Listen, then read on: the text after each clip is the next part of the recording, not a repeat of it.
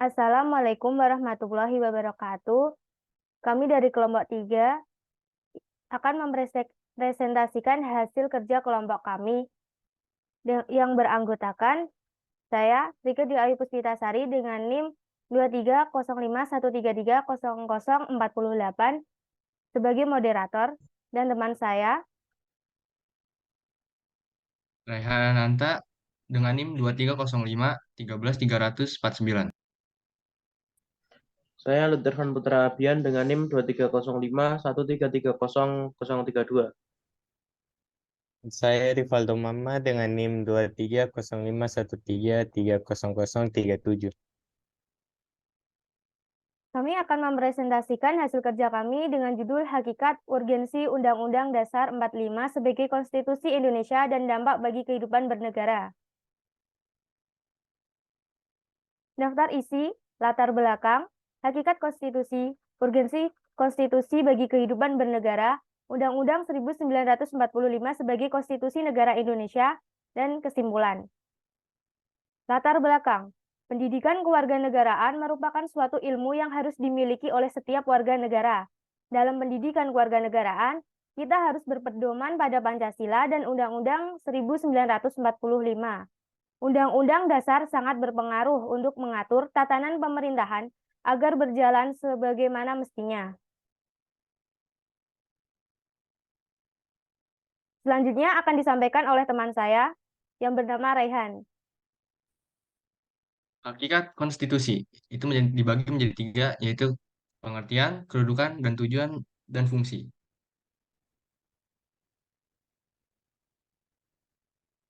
Pengertian. Konstitusi dalam bahasa Inggris, Constitution secara harfiah adalah segala ketentuan dan aturan tentang ketatanegaraan.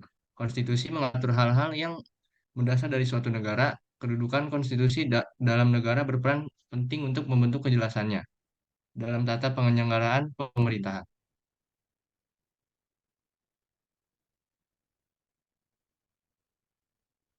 Kedudukan. Kedudukan dibagi menjadi dua, yaitu A. Konstitusi sebagai hukum dasar yang berisikan aturan dan ketentuan tentang hal-hal yang mendasar dalam kehidupan suatu negara, dan yang kedua itu B. Konstitusi sebagai hukum tertinggi. Konstitusi sebagai hukum tertinggi yaitu mempunyai kedudukan lebih tinggi, superior terhadap aturan-aturan lainnya.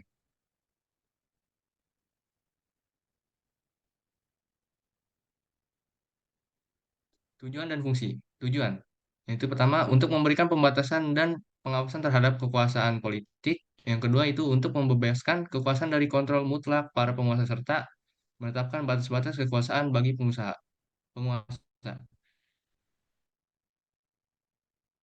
Yang kedua itu fungsi. Fungsinya itu ya yang pertama ialah fungsi penentu, fungsi pengatur, fungsi pemberi, fungsi penyalur, fungsi simbolik, fungsi pengendali masyarakat, fungsi sarana perekayasaan dan pembaruan masyarakat. Teman saya.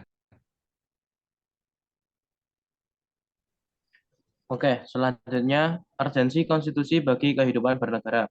Itu dibagi menjadi 4, yaitu ada bentuk negara, bentuk pemerintahan, dan sistem politik.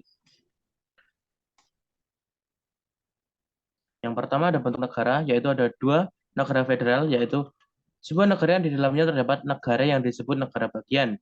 Yang kedua negara kesatuan, yaitu negara yang tersusun tunggal atau tidak terdiri atas negara-negara bagian. Lalu ada bentuk pemerintahan, yaitu sistem pemerintahan yang dianut oleh pemerintah Indonesia merupakan pemerintahan republik, bukan monarki atau kerajaan. Kesatuan adalah bentuk negara Indonesia, sedangkan republik adalah bentuk pemerintahan. Selanjutnya sistem pemerintahan, yaitu ada sistem pemerintahan presidensial, yaitu jika badan eksekutif berada di luar pengawasan badan legislatif. Dan sistem pemerintahan parlementer, yaitu badan eksekutif mendapat pengawasan langsung dari sistem pemerintahan. Selanjutnya ada sistem politik, yaitu contohnya politik demokrasi, yaitu sistem pemerintahan dari rakyat, untuk rakyat, dan oleh rakyat, di mana setiap orang dapat mengambil bagian perihal keputusan. Lalu ada politik otoriter, yaitu kekuasaan penuh pada pemimpin, keputusan bersifat mutlak, dan pemimpin bersifat dominan.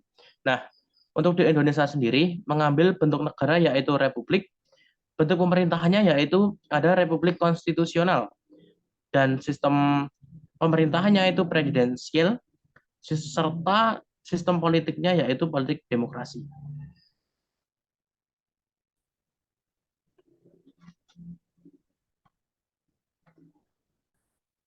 Untuk UUD 1945 sebagai konstitusi negara Indonesia. Itu terbagi menjadi dua, yaitu sejarah konstitusi di Indonesia dan konstitusi yang pernah terjadi di Indonesia. Untuk sejarah UUD 1945, sejarah ini sebagai konstitusi, bentar ya. Konstitusi negara Indonesia tidak lepas dari sejarah perjuangan kemerdekaan Indonesia. UUD berhasil disahkan sebagai konstitusi negara oleh Panitia Perpisahan Kemerdekaan Indonesia atau PPKI, yang sebelumnya telah disusun sedemikian rupa oleh Badan Penyelidik Usaha-usaha Persiapan Kemerdekaan Indonesia atau BPUPKI. Undang-undang yang berlaku sekarang telah mengalami beberapa amandemen. Konstitusi yang pernah berlaku di Indonesia ada 4. Dalam sejarahnya telah terjadi 3 macam undang-undang dasar dan 4 periode. Untuk konstitusi yang pernah terjadi di Indonesia itu ada 4. Yang pertama periode 18 Agustus sampai 1949 berlaku UUD 1945 yang terdiri dari bagian pembukaan, batang tubuh, 16 bab, 34 pasal aturan peralihan, 2 ayat aturan tambahan, dan bagian penjelasan.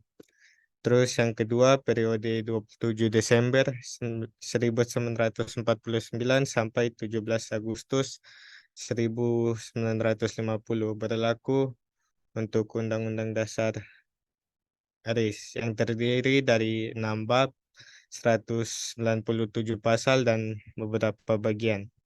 Untuk yang ketiga periode 17 Agustus 1950 sampai 1959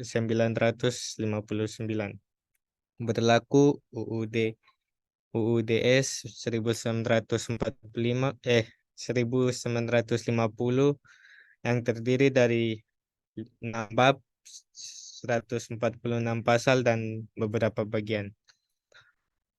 Untuk yang keempat periode 5 Juli 1959 sampai sekarang berlaku kembali UUD 1945.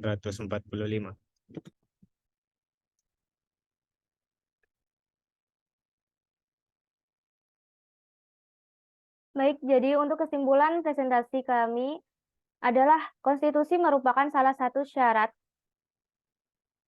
terbentuknya suatu negara. Tanpa adanya konstitusi negara tersebut, tidak mungkin terbentuk konstitusi. Di dalam sebuah konstitusi, termuat banyak kepentingan seputar tatanan organisasi negara, HAM, undang-undang, dan banyak lagi. Konstitusi juga memiliki kedudukan dan pengaruh sangat besar bagi suatu negara, karena fungsinya dalam mengatur kekuasaan. Sekian presentasi dari kelompok kami. Mohon maaf jika ada salah kata. Wassalamualaikum warahmatullahi wabarakatuh.